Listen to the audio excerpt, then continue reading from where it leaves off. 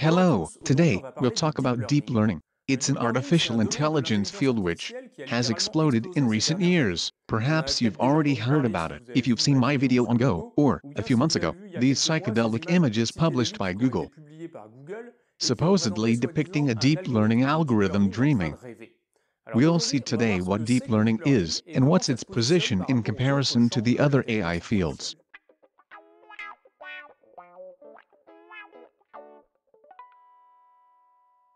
We've been talking about AI for more than 50 years now. The history of this field is a bit tumultuous. It started with a very enthusiastic period, when we thought we'd quickly manage to do incredible things. It was then followed by a period of disillusionment, when we understood we had underestimated the difficulty.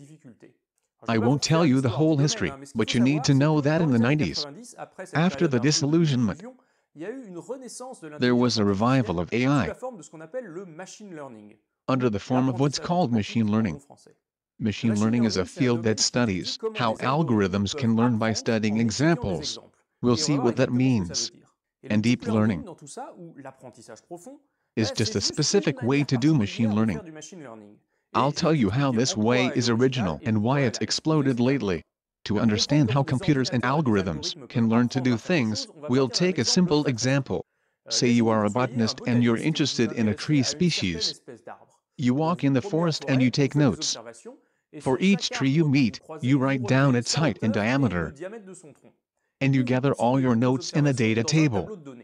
Here's the table. Each line is a different tree whose diameter and height were measured. With this kind of data, we can do a simple thing. We can create a graph. The abscissa is the diameter, the ordinate is the height, and each dot is a tree you measured. Here's what we get. With your human eyes and brain, you notice something with these data. All the dots are more or less aligned, and can be linked by a straight line. Drawing a straight line is a good idea because we can generalize. So we have several of notes on specific cases, the trees we measured, and we deduce a general relationship, the straight line. Thanks to this link we discovered in the data, we can do predictions. It means that if I take a new tree from the same species, that hasn't been measured yet, and I give you its diameter, you can estimate its height thanks to this straight line. The word prediction is perhaps ill-chosen, since it's not about predicting the future, it's about guessing a value we don't have. So, to recap, we take data, particular observations. We discover a link between these data, and with this link, we can generalize, make predictions. Here are all the components of machine learning. Machine learning is about trying to do the same with algorithms. Say we take the same data and give them to a computer. We can imagine an algorithm which will try, like us, to draw a straight line through the dots. A straight line is defined by two things, a slope, A, and an intercept, B. The classic equation y equals x plus b.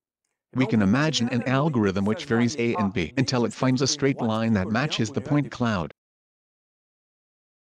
We often imagine a and b, the parameters of the straight line, as two knobs the algorithm can turn, until it finds the best straight line. Once this is done, we leave the knobs alone, and we have a line that allows an algorithm to generalize, to extrapolate to cases it's never seen. It just needs the straight line equation. So this is machine learning. Basically, we have data, here an input x and an output y, shown to an algorithm that turns its knobs, until it understands the link between x and y. It's the learning phase. After that, we can make predictions. It's the ultimate goal of a machine learning algorithm, to be able to make predictions, extrapolations. Our example was really simple. We have only one number x as input, the tree's diameter, as output, only one number y, its height, and the link between the two is simple. It's a simple straight line, but in real machine learning problems there can be more complicated relationships, and above all, there can be more than one input data. We'll take some examples of machine learning applications. You've certainly noticed that your Facebook news feed doesn't show you all the news for your friends or pages to which you subscribed. It only chooses some and displays them in a certain order. Behind that, there is a machine learning algorithm, which tries to understand what news might interest you the most.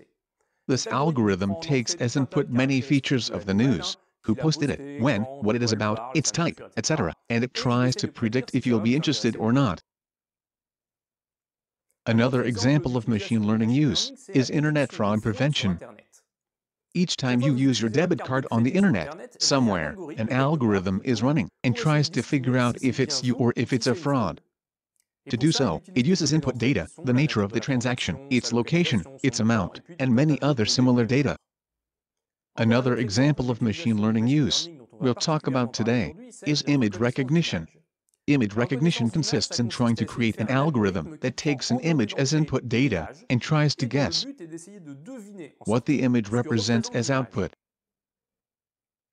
You may have realized that for these examples, my x plus b line and its two knobs would be largely insufficient. We need something that can take many input data and build relationships much more complex between the inputs and the output. This is where neural networks step in. A neuron will play the same role as my straight line earlier. It's a mathematical function that will link inputs x with an output y. It should be made clear that we are talking about an artificial neuron. It's a mathematical construct that imitates approximately the way a real neuron functions. Real biological neurons are cells found in our nervous system, connected to each other. Each neuron has a terminal, an axon, with which the neuron can send a signal to other neurons. This is how a neuron functions. The neuron receives, or not, an electrical signal from other neurons, and depending on the signal, it has two options.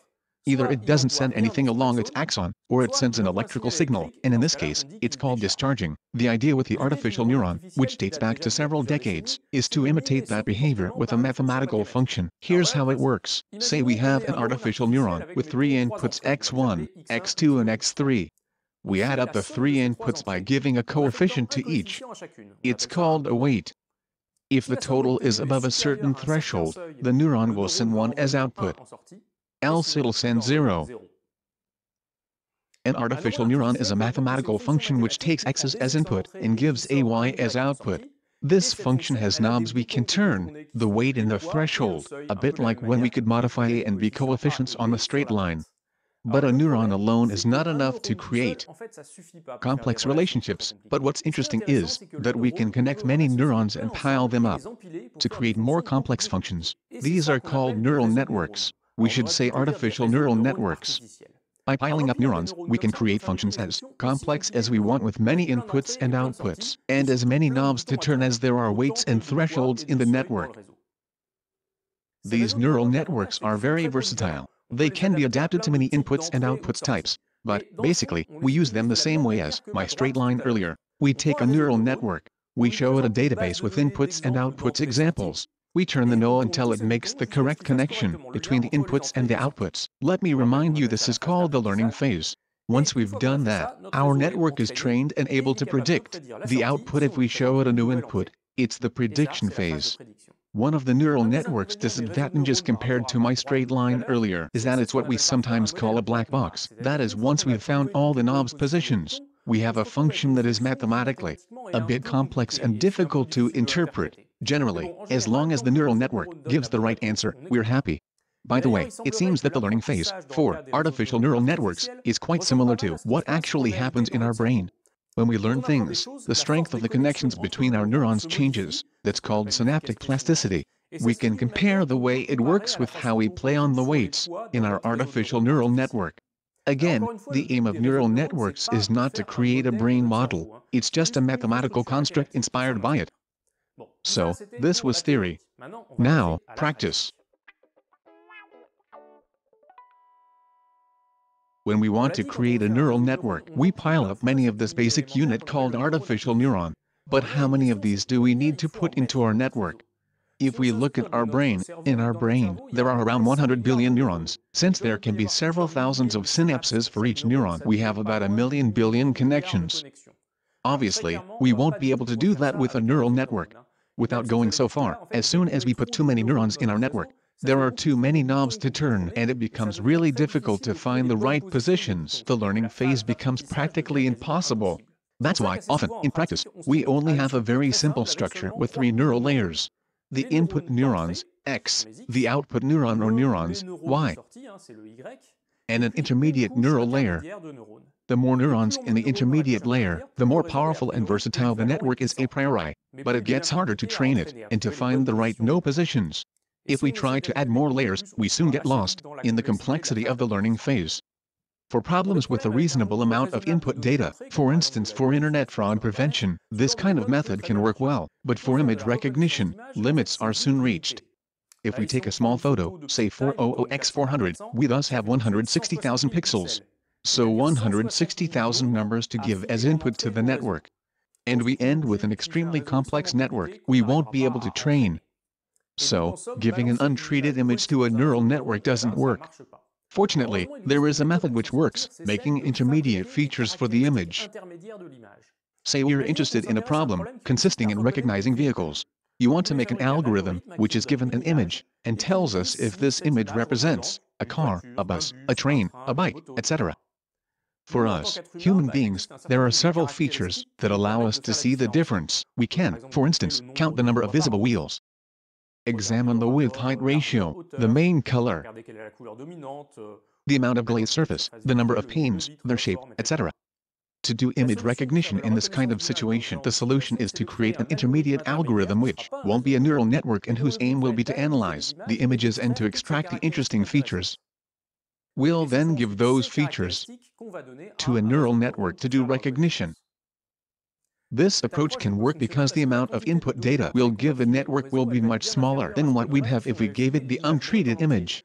To summarize the image, there will be a few tens of features, a few hundreds at the most. Since we've summarized the image by reducing it to a list of essential features, we sometimes call it image abstraction.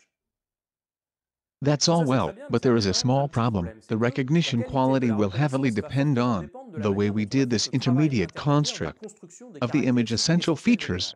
And to do this properly, we need to know what we're talking about. In my example with the vehicles, we need to know that what's important to differentiate a vehicle from another is the number of wheels, panes, etc. So we need a specialist of the field. So it's the creator of the intermediate algorithm who actually does most of the intelligence work. It's to get around that we use deep learning.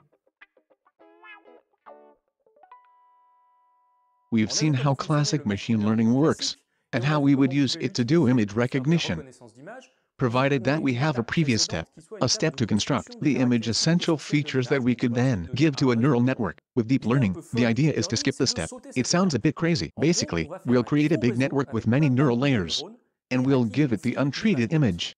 That's called a deep network. Hence the name deep learning. I've told you that a priori this idea cannot work. Too many neurons, too many knobs to turn, and the learning phase doesn't work. Well, there are still people who wanted to try. One of these pioneers is French. His name is Reconnaissance. He started to use these methods back in the 90s. At the time, the AI community was not at all convinced, and had other interests. During 2 decades, only a few people in the world kept trying to do deep learning. And in 2012, there was an explosion. Every year, there's an image recognition contest between the best algorithms of the world. Here you can see the percentage errors of the different algorithms in the 2010 and 2011 contests. The lower the percentage, the better the algorithm. In 2012, to everyone's surprise, it's a deep learning algorithm that won by a wide margin, and since the following year, everyone started to use deep learning in this contest. What's interesting is to try to understand why, suddenly, a deep learning algorithm works better than the usual methods, when, for 20 years, everyone thought it would never work. We've said it, in the usual methods, an algorithm extracts from the image the essential features that summarize the image under the form of concepts, and those features, we usually give them to a shallow network. What's amazing with deep learning is that if we manage to properly train the network, we realize that the upper layers contain those essential features, all the important components of the image to be able to recognize it. So the algorithm created them itself. It discovered them without needing us do the work for it. With the example of vehicle recognition, it means we wouldn't have to explain to the algorithm what a wheel is and that a wheel is important to recognize a vehicle. The algorithm would discover without any help the concept of wheel and its importance to classify vehicles. I've told you, after the remarkable success of a deep learning algorithm, in the 2012 image recognition contest, everyone stated to use deep learning, and Reconnaissance, who had remained in the background, suddenly became an AI superstar. Of course, everyone started to hire deep learning specialists. Google, Amazon, Baidu, etc. And of course, Facebook, that hired Neurone as director of their AI laboratory. There is something I haven't mentioned yet. Why did this method nobody believed in a few years ago suddenly start to work?